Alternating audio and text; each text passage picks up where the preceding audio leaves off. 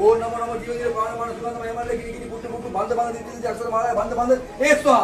ඉතින් ඔන්න ඔය වගේ මන්ත්‍ර තියෙනවා. ඉතින් සමහර මන්ත්‍ර තියෙනවා 108 වාරක් මතුරන්න ඕනේ. සමහරක් මන්ත්‍ර තියෙනවා 1000 වාරක් මතුරන්න ඕනේ. පරම්පරා ගණනක සිට පැවතෙන රොඩි කුලියේ යන්ත්‍ර මන්ත්‍ර ගුරුකම් ඔබ කැමති ස්ත්‍රිය හෝ පුරුෂයා සදහටම වශී කරගන්න අතන මෙතන ගිහිල්ලා රැවටෙන්නේ නැතුව ඔබට අවශ්‍ය සියලුම ගුරුකම් නොමිලේම කරගන්න කිසිවිටක මුදල් මත පදනම් නොවේ ස්ත්‍රිය පුරුෂයා වශී කර දීම අනවින කොඩිවින කැපීම ග්‍රහ අපල සඳහා යන්ත්‍ර දැමීම නිවාස ආරක්ෂා කර දීම සතුරන් මෙල්ල කිරීම විදේශගත අයට ශනික විසඳුම් ලබා දෙනු ලැබේ දැන් මම දන්න ජයරත්න ගුරුතුමා මේ මන්ත්‍රය ශ්‍රවණය කර අපි කියන වත්පිළිවෙත් සිදු කරොත් නියතයි තුන්වරුවක් යන්නට මත්තෙන් ඔබගේ ආදරය දිනා ගැනීමේ හැකියාව ඔබට තියෙනවා. ඉතින් මේ බලගතු වශී මන්ත්‍රය ශ්‍රවණය කිරීමෙන් ඔබගේ සියලුම ආදර ගැටලු නැති කර ගැනීමේ හැකියාව ඔබට තියෙනවා. විශේෂම පොරොන්දන් නොගැලපීම හේතුවෙන් ප්‍රමාද වූ විවාහ දෝෂ ඉතාමත්ම ඉක්මනින් ගලපා ඔබ දෙපළට නැවත එක්වීමේ හැකියාව මෙම මන්ත්‍රය සතුව තිබෙනවා. මෙම මන්ත්‍රය එතරම් බලගතු මන්ත්‍රයක්. ඒ වගේම හැරගිය සැමියා හෝ බිරිඳ ඒ වගේම හැරගිය පෙම්වතා හෝ පෙම්වතිය නැවත ඔයාවම හොයාගෙනෙන තත්ත්වයට පත් කරන්නට මේ මන්ත්‍රයට බලගතු වරම් තිබෙනවා. ඒ වගේම ඔබට ආදරයේද යම්කිසි අසාධාරණයක් සිදු වුණා නම් එම සියලු අසාධාරණයන්ට සාධාරණ ඉෂ්ට කරගෙන නැවතත් පෙරතාටත් වඩා සතුටින් ලස්සනට ජීවත්වීමේ හැකියාව මෙම මන්ත්‍රය සතුව තිබෙනවා. ඉතින් හැමදාමත් වගේම ඔයාලගේ ජීවිතයේ තිබෙන ආදර ගැටලු විසඳාගෙන නැවත ලස්සනට ජීවත්වීමට කියා දෙන ආශිර්වාද YouTube නාලිකාවෙන් අදත් ඔයාලට ලබා දෙන්නේ ඉතාමත්ම බලගතු ලංකාවේ වෙන කිසිම YouTube නාලිකාවකින් පල නොකරන ඉතාමත්ම බලගතු මන්ත්‍රයක්. ඔව් එතරම් බලගතු මන්ත්‍රයක් තමයි අද අපි ඔබට ලබා දෙන්නේ. මෙම බලගතු මන්ත්‍රය මහා බ්‍රහ්මයාගේ ඉතාමත් බලවත් සර්වාකර්ෂණ වශී මන්ත්‍රයක්. ඉතින් මේ මහා බ්‍රහ්මයා කියන්නේ හින්දු ආගමේ ත්‍රිමූර්ති දෙවිවරුන් අතරින් ප්‍රධානතම දෙවි කෙනෙක්. ත්‍රිමූර්ති දෙවිවරුන් කියන්නේ බ්‍රහ්ම, විෂ්ණු සහ ශිවයි. උන්වහන්සේලාට තමයි මේ විශ්වයේ පැවැත්ම බාර වෙලා තියෙන්නේ. මේ වශී මන්ත්‍රය ශ්‍රවණය කිරීමෙන් ඔබගේ සියලුම ආදර ගැටලු එක ක්ෂණයකින් වුවද නැති කරගැනීමේ හැකියාව ඔබට තියෙනවා. දේව ගණයට අනුවද මේ මහා බ්‍රහ්ම උතුමන් දෙවි කෙනෙක් බවට පත්වෙනවා. ලෝකයේ වසෙන සියලුම බ්‍රහ්මයන්ගේ රජු විදියට මේ මහා බ්‍රහ්මයන්ව හඳුන්වනවා. මේ මහා බ්‍රහ්ම කියන නාමය ලෝකයේ සියලුම දේ නිර්මාණය කළ බව ඒ වගේම සියලුම වස්තුන් පවා නිර්මාණය කරවූ ඉතාමත්ම බලගත ශක්ති ප්‍රභවයක් වෙනවා. ඒ බව අපගේ පැරණි ජනයා ඈත අතීතයේ සිටම පිළිගත්තා.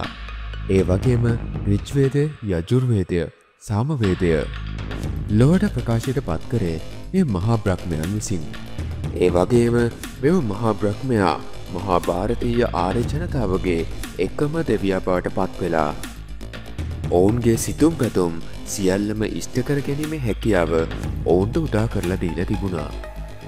ඒ වගේම මෙම මන්ත්‍රය ශ්‍රවණය කිරීමේදී ඔබට ලබාගත යුතු පුද්ගලයාගේ රුව ගුණ හොඳින් මෙනෙහි කරගෙන ඒ වගේම නම හොඳින් මෙනෙහි කරගෙන මේ ශ්‍රවණය කරනවා නම් නිසකයි ඔබට ඉක්මන් ප්‍රතිඵල ලැබෙන බවට මෙම මන්ත්‍රය ශ්‍රවණය කිරීමේදී විශ්වාසයෙන් සහ භක්තියෙන් ඒ වගේම මහා බ්‍රහ්මය උතුමන් ගැන අධික ශ්‍රද්ධාවකින් මෙම මන්ත්‍රය ශ්‍රවණය කරන්න.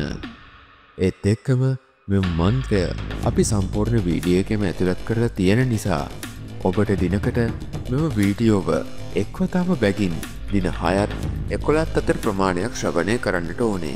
ඒ ඔබගේ පහසු වේලාවක් තමයි මේ ශ්‍රවණය කරන්නට ඕනේ. ගතත් සිතත් හොඳින් පිරිසිදු කරගෙන මෙම මන්ත්‍රයට සවන් දෙන්න. ඒත් එක්කම මහා බ්‍රහ්මෝතුමන්ගෙන් මගේ ප්‍රාර්ථනාව ඉෂ්ට කර දෙන්න යයි එක සිතින්ම ඉල්ලා සිටින්න. අනිවාර්යෙන්ම මහා බ්‍රහ්මෝතුමන් ඔබට පිහිට වෙනවා. ඒත් ස්ථිරයි. ඔබ හොඳාකාරව දන්නවා අපගේ නාලිකාව මගින් හැමදාම උත්සාහ කරන්නේ ඔබට ඉතාමත් ලස්සන ජීවිතයක් උරුම කර දීලා ඔබ බලාපොරොත්තු වන සියලුම දේ ඔබට ළඟා කර දීලා ආදරයන් ඔබට ළඟා කර දීලා ඔබගේ ජීවිතය සාර්ථකත්වයට පත්කර ගැනීමට උදව් කිරීමටයි. ඉතින් ඒ නිසාම තමයි අපි වෙහෙස මහන්සි වී වීඩියෝ නිර්මාණය කරලා ඔබලාට නිකම්ම ඒවා ශ්‍රවණය කිරීමට ලබා දෙන්නේ. ඉතින් ඒ සඳහා දෙවියන් අපට ආශිර්වාද කරාවි. අනිවාර්යෙන්ම මෙම මන්ත්‍ර ශ්‍රවණය කරලා ඔයාට ලැබුණු අත්දැකීමත් පහලින් කමෙන්ට් එකක් දාන්න යන්න අමතක කරන්නට එපා. බය වෙන්න එපා. මෙම මන්ත්‍රයෙන් ඔබට ප්‍රතිඵල ලැබෙනවාමයි. ඒ වගේම ප්‍රතිඵල නොලැබුණු කෙනෙක් ඉන්නවා නම් අනිවාර්යෙන්ම ඔහුත් පහලින් කමෙන්ට් එකක් දාන්න. එවිට අපි පුද්ගලිකවම ඔබට මෙම මන්ත්‍රය ශ්‍රවණය කරන විදිය නිසියාකාරව කියා දීලා ප්‍රතිඵල ලැබෙන තෙක් අපි ඔබ සමගව සිටිනවා. ඒ වගේම මෙම වීඩියෝ එකට ලයික් කරන්න අමතක කරන්නට එපා. එහෙනම් ඔබට මහා බ්‍රහ්මයන්ගේ පිහිට ආශිර්වාදය ආරක්ෂාව ඇල්ම බැල්ම නොමදව ලැබේවා. ඔබගේ සියලුම දුක් ගැටලු දුරු වී සියලුම ප්‍රාර්ථනා ඉෂ්ට වී ජීවිතය සාර්ථක වේවා කියලා ආශිර්වාද අපි හදවතින්ම ඔබ වෙනුවෙන් ප්‍රාර්ථනා කර සිටිනවා.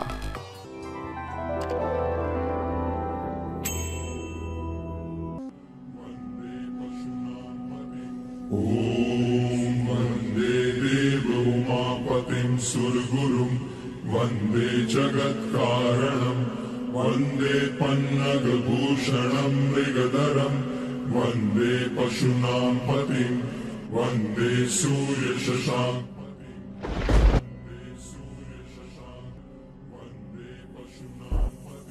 ॐ वन्दे देव उमापतिं सुरगुरुं वन्दे जगत्कारणं वन्दे पन्नगभूषणं मृगधरं वन्दे पशूनां पतिं वन्दे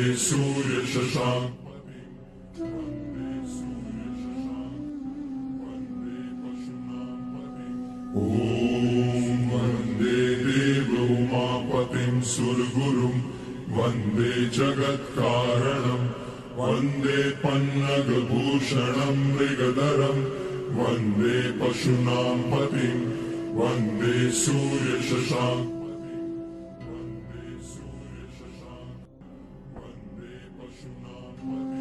ॐ वन्दे देव उमापतिं सुरगुरुं वन्दे जगत्कारणं वन्दे पन्नगभूषणं मृगधरं वन्दे पशूनां पतिं वन्दे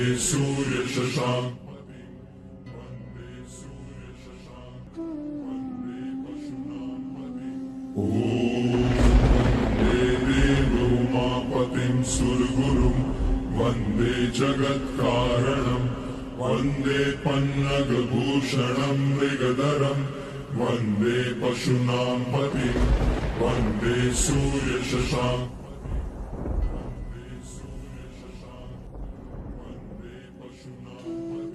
ॐ वन्दे देव उमापतिं सुरगुरुं वन्दे जगत्कारणं वन्दे पन्नगभूषणं मृगधरं वन्दे पशूनां पतिं वन्दे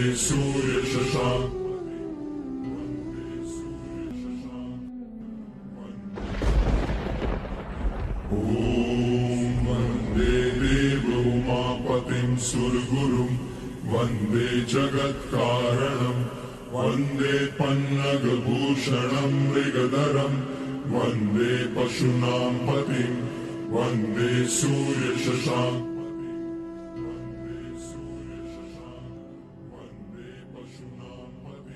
ॐ वन्दे देव उमापतिं सुरगुरुं वन्दे जगत्कारणं वन्दे पन्नगभूषणं मृगधरं वन्दे पशूनां पतिं वन्दे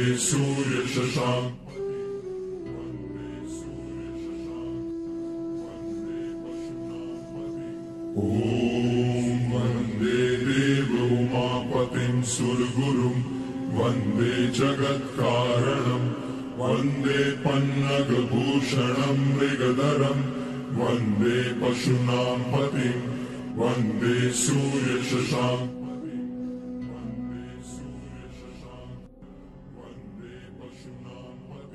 ॐ वन्दे सुरगुरुं वन्दे जगत्कारणं वन्दे पन्नगभूषणं मृगधरं वन्दे पशूनां पतिं वन्दे सूर्यशशाङ्कं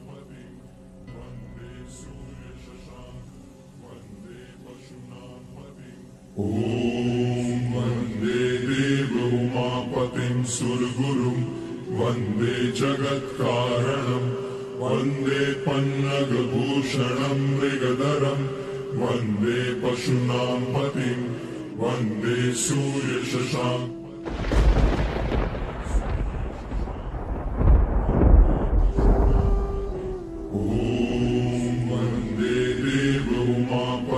सुरगुरुं वन्दे जगत्कारणं वन्दे पन्नगभूषणं मृगधरं वन्दे पशूनां पतिं वन्दे सूर्यशशाङ्कं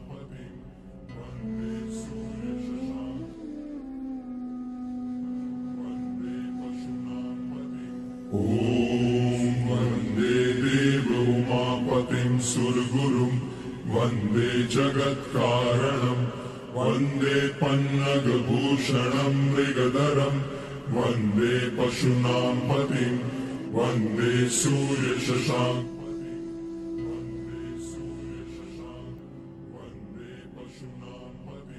ॐ वन्दे देवोमापतिं सुरगुरुं वन्दे जगत्कारणं वन्दे पन्नगभूषणं मृगधरं वन्दे पशूनां पतिं वन्दे सूर्यशशाङ्कं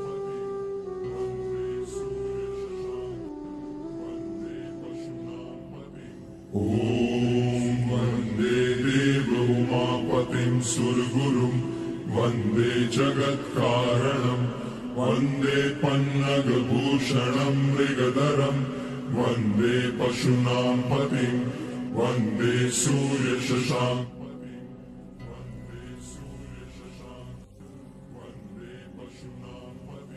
ॐ वन्दे देवोमापतिं सुरगुरुं वन्दे जगत्कारणं वन्दे पन्नगभूषणं मृगधरं वन्दे पशूनां पतिं वन्दे सूर्यशशाङ्कं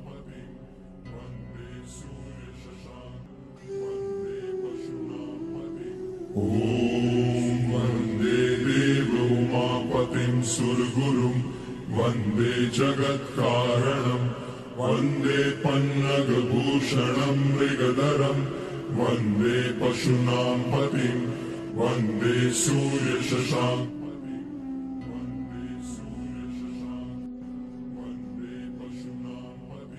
ॐ वन्दे देवोमापतिं सुरगुरुं वन्दे जगत्कारणं वन्दे पन्नगभूषणं मृगधरं वन्दे पशूनां पतिं वन्दे सूर्यशशाङ्कं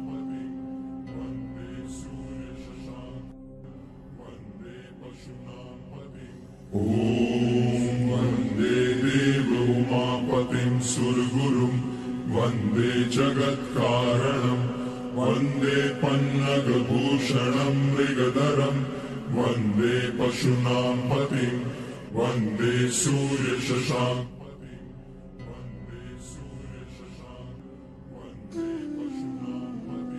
ॐ वन्दे देवोमापतिं सुरगुरुं वन्दे जगत्कारणं वन्दे पन्नगभूषणं मृगधरं वन्दे पशूनां पतिं वन्दे सूर्यशशाङ्कं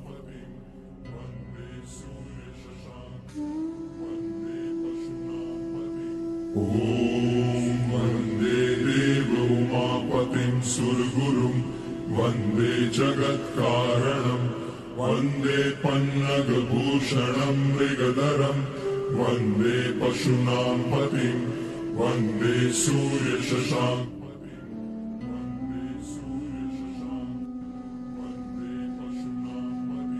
ॐ वन्दे देवोमापतिं सुरगुरुं वन्दे जगत्कारणं वन्दे पन्नगभूषणं मृगधरं वन्दे पशूनां पतिं वन्दे सूर्यशशाङ्कम्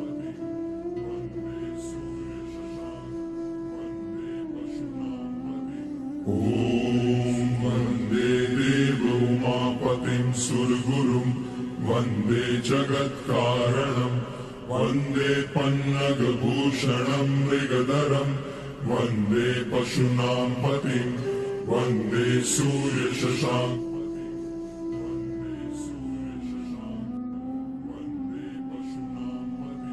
ॐ वन्दे देवोमापतिं सुरगुरुं वन्दे जगत्कारणं वन्दे पन्नगभूषणं मृगधरं वन्दे पशूनां पतिं वन्दे सूर्यशशाङ्कम्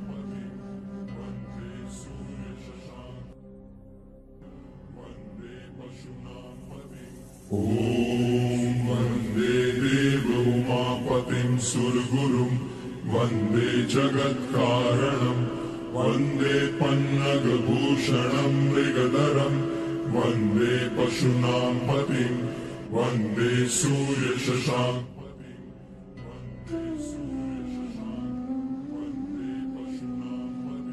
ॐ वन्दे देवोमापतिं सुरगुरुं वन्दे जगत्कारणं वन्दे पन्नगभूषणं मृगधरं वन्दे पशूनां पतिं वन्दे सूर्यशशाङ्कम्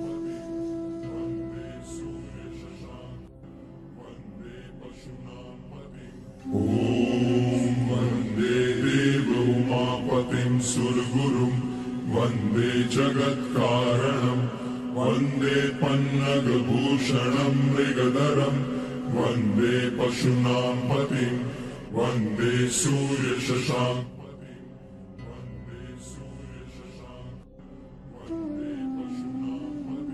ॐ वन्दे देवोमापतिं सुरगुरुं वन्दे जगत्कारणं वन्दे पन्नगभूषणं मृगधरं वन्दे पशूनां पतिं वन्दे सूर्यशशाङ्कम्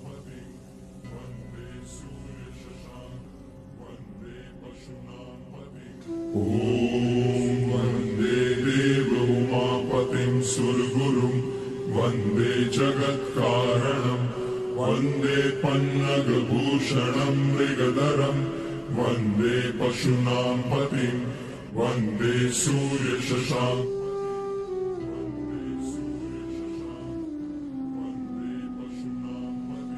ॐ वन्दे देवोमापतिं सुरगुरुं वन्दे जगत्कारणं वन्दे पन्नगभूषणं मृगधरं वन्दे पशूनां पतिं वन्दे सूर्यशशाङ्कम्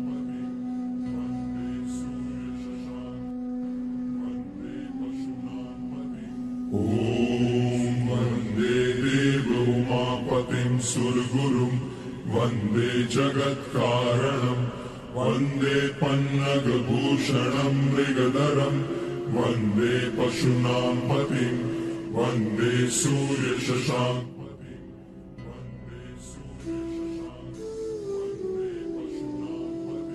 ॐ वन्दे देवोमापतिं सुरगुरुं वन्दे जगत्कारणं वन्दे पन्नगभूषणं मृगधरं वन्दे पशूनां पतिं वन्दे सूर्यशशाङ्कम्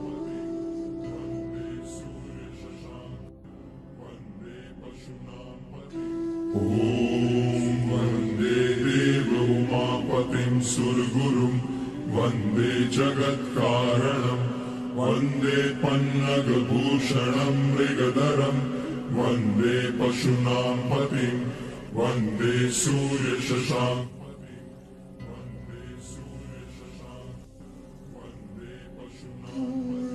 ॐ वन्दे देवोमापतिं सुरगुरुं वन्दे जगत्कारणं वन्दे पन्नगभूषणं मृगधरं वन्दे पशूनां पतिं वन्दे सूर्यशशाङ्कम् ॐ वन्दे देवोमापतिं सुरगुरुं वन्दे जगत्कारणं वन्दे पन्नगभूषणं मृगधरं वन्दे पशूनां पतिं वन्दे सूर्यशशाङ्कं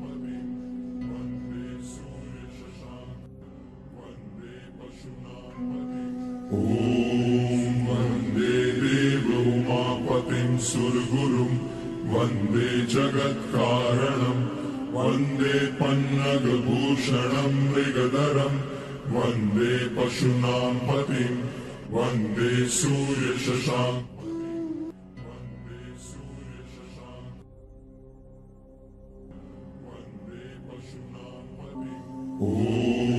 वन्दे देवोमापतिं सुरगुरुं वन्दे जगत्कारणं वन्दे पन्नगभूषणं मृगधरं वन्दे पशूनां पतिं वन्दे सूर्यशशाङ्कं